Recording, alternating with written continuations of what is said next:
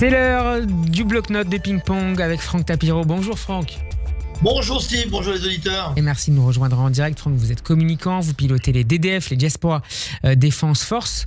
Franck, d'abord, commençons avec l'événement, l'un des événements les plus importants de la semaine, c'est commémoration en Israël, en France et dans le monde des massacres du 7 octobre. Quel bilan en tirez-vous en France de cérémonies importantes, notamment ont eu lieu dimanche à l'initiative du KKL devant l'UNESCO et puis évidemment lundi soir au Dôme de Paris, à l'initiative du CRIF? Alors d'abord, deux événements, je parle de ceux de la France, ceux qu'on a organisés avec le KKL dimanche et ceux aussi magnifiques de lundi soir par le CRIF au Dôme.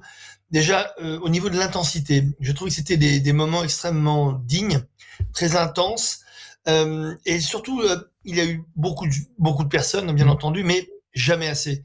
Et pourtant, Dieu sait si on a appelé tout le monde à se mobiliser. On est ravis, il y a eu alors, ça dépend des sources, je dirais selon la police, entre 8 et 10. Nous, c'est plutôt entre 10 et 14. Bon, on va dire c'est quelques milliers de personnes, c'est très bien. Mais on est loin des 100 000, des 200 000, alors des 4 millions de personnes pour l'époque des attentats de Charlie.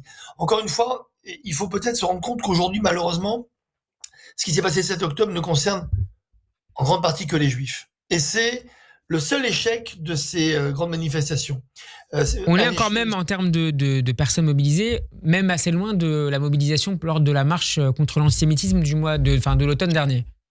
Bien sûr, c'est pour ça que, oui, parce qu'on nous avait dit 110, mais en fait, c'est pas possible. Il y a eu des centaines de milliers de personnes à la marche du 12 novembre, mais cette fois-ci, je pensais qu'il allait vraiment y avoir une grosse mobilisation. Finalement, ça s'est mobilisé. Alors, il y a eu de la qualité, on va dire, plus que de la quantité. Qualité parce que, déjà, la qualité au niveau des prises de parole, des discours, les artistes qui sont venus. Bravo à Amir, bravo à Arthur, bravo à Patrick Bruel et d'autres que j'oublie, mais on s'était plaint au démarrage que les artistes étaient peut-être un petit peu en deçà ou en retrait. Là, ils étaient bien là. D'ailleurs, Amir a chanté en arabe, c'était magnifique. Dimanche, il a chanté Am Israël Chai à sa façon lundi soir. Arthur a été, comme toujours, admirable. Patrick Bruel était là aussi, là, chanté une chanson merveilleuse, Les chaises vides. Au moins, les artistes étaient là. Maintenant, les politiques, dimanche un petit peu moins. Il y en a certains qui ont séché, on ne dira pas les noms, mais ils devaient être un peu plus nombreux, ils ne sont pas là. Lundi soir, le chef de l'État était là. Il y avait le Premier ministre, salle, Michel Barnier, était là. Pardon. Le Premier ministre était là. Il y a deux anciens présidents dans la salle, Sarkozy et Hollande. C'était bien, et d'ailleurs, l'organisation était fabuleuse de part et d'autre. Le dimanche était plus populaire, le lundi un peu plus institutionnel. Mais je peux vous dire que les deux, dimanche plus lundi, les deux ont donné une image magnifique d'abord du peuple juif qui était debout, qui voulait se battre, qui n'allait jamais baisser les bras, mais qui était aussi, même si c'était très positif, un peu inquiet. Pourquoi ? Parce qu'un an après, il faut reconnaître quand même la vérité, la situation est bien pire pour les Juifs aujourd'hui qu'il y a un an. Il y a un an, on avait cette déflagration du 7 octobre, et c'est vrai qu'on a imaginé à un moment, mais pendant quelques jours, que le monde allait quand même être un peu derrière Israël. Finalement, ça s'est vite retourné en quelques heures, quelques jours. Bon, pour LFI, c'était l'après-midi même du 7 octobre. Le monde s'est retourné, l'inversion des valeurs. Israël est devenu l'agresseur, les autres l'agressé, etc. Donc, c'est vrai que dans ce monde-là, on se dit, il y a heureusement des gens qui se sont mobilisés, mais pas assez. Je le redis encore aux auditeurs qui nous écoutent. Venez en masse, venez à tous les événements de tous les collectifs qui, tous les jours, vous proposent des animations un peu partout. Ce soit tous les vendredis midi au Trocadéro pour les otages. Nous, DDF, on essaie de faire au moins une fois par semaine, une fois tous les 15 jours, un événement. Les gens viennent en masse, mais il faut qu'il y en ait plus. Il faut que les gens se mobilisent. D'abord parce que il faut que l'invisibilisation des otages s'arrête. On oublie qu'en France, il y avait 2 otages français, par exemple, qui étaient encore détenus. Il faut rappeler à tout le monde que si les otages sont libérés, la guerre s'arrête tout de suite. Et donc, on a besoin de véhiculer ce message, non seulement pour protéger l'image d'Israël, mais pour se protéger nous. Parce que, vous savez, on nous colle les étiquettes de, quand on est juif, on est forcément pas objectif, on est forcément des agents du Mossad, forcément, donc on défend quoi qu'il arrive Israël. Il faut dire oui, on défend Israël parce que on sait la vérité de ce qui se passe là-bas. Mais il faut qu'on soit... Il faut expliquer. Toujours expliquer dans les médias, sur Internet, en produisant son contenu, et dans l'espace public, que ce soit à l'école, parce que c'est compliqué pour les jeunes, au bureau, de plus en plus compliqué pour des personnes qui travaillent, qui sont de confession juive ou suspectées. De manière factuelle et peut-être dépassionnée, autant que ça soit possible. Comme on le dit depuis le démarrage à DDF, pas de passion, pas d'opinion, parce que là, on a perdu d'avance, parce que la guerre des médias a été perdue. En revanche, sur l'histoire, sur les arguments intellectuels, culturels et historiques, là, on sait qu'on peut gagner. Pourquoi ? Parce que c'est vérifiable. Je vous arrête, il nous reste 3 minutes et je voudrais qu'on parle de 2 autres sujets. Je commence par le premier. En tant que communicant et militant, vous avez forcément été interpellé par ce clash, entre guillemets, entre l'eurodéputée Rima Hassan qui a menacé, en tout cas qui a accusé BFM TV d'avoir une ligne totalement partiale sur le conflit israélo-palestinien. Comment vous analysez cette séquence médiatique très commentée?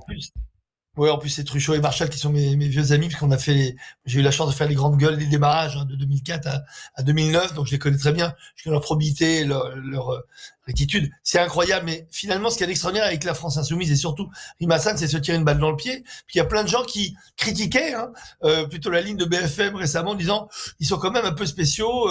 Autant CNews défend vraiment la cause, autant BFM commence vraiment à partir en vrille. Et n'oublions pas qu'avec la vente de BFM à la famille Saadé, il y avait même des suspicions, entre guillemets, de la libanisation de BFM. Il y avait plein de fantasmes, plein de gens disaient « Oh là là, ils sont totalement anti-israéliens ». Donc en fait, elle vient accréditer exactement la thèse inverse. Donc, à mon avis, on l'a mal briefée. À mon avis, je pense que elle est tellement de toute façon dans la propagande qu'elle ne réfléchit même plus, parce que vous savez, la propagande, ça évite même les débats. C'est plutôt, je viens, j'assène, je balance ma grenade et je m'en vais. Et on est dans la mise en index, l'accusation permanente. Enfin, c'est le style Rima Hassan depuis longtemps. Non, mais là, il y a quelque chose de plus grave. C'est qu'elle peut très bien dire, j'estime que vous avez une ligne, etc. Mais dire, vous devrez rendre des comptes, mais c'est quoi? C'est ce que j'appelle le terrorisme médiatique qu'a inventé LFI depuis le début, dont la passionnariat, la poseuse de bombes, c'est Rima Hassan. Donc il faut à un moment que tout le monde se réveille. BFM, je pense que ça leur remonte au cerveau. Il faut que les politiques regardent ça, surtout que la justice s'en occupe. Poseuse de bombes rhétorique, soyons précis.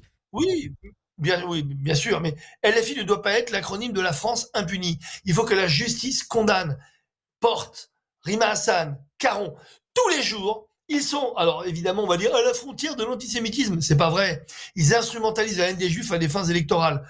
Et comme ils ont une responsabilité politique, ils devraient être 10 fois plus condamnés qu'un citoyen lambda. C'est normal. Quand on est politique, on est exemplaire. L'exemplarité, ça amène aussi une responsabilité. Et derrière, la responsabilité juridique, pour l'instant, elle est nulle. Pourquoi? On a du mal à condamner les politiques dans ce pays. Voilà pourquoi il y a une problématique de décalage, ce qu'on appelle la justice à deux vitesses. Puisque tant qu'on n'arrive pas à condamner les politiques pour des exactions, comment voulez-vous que les citoyens eux-mêmes soient exemplaires?